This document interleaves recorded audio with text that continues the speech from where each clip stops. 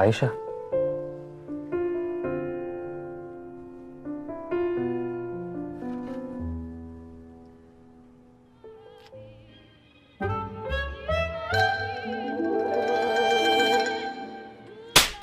يا عايشه دي بقى اللي مرجعك مبسوط قوي كده؟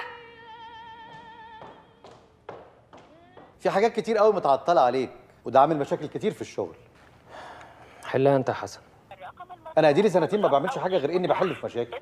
معلش يا حسن، ما انت اخويا برضه، ينفع تحل مره واثنين وثلاثه. حسام انت ليه ما بتسمعش الكلام؟ الرقم المطلوب مغلق أو غير. كلام يا حسن. حبيبي انت مش طبيعي ولازم تروح لدكتور.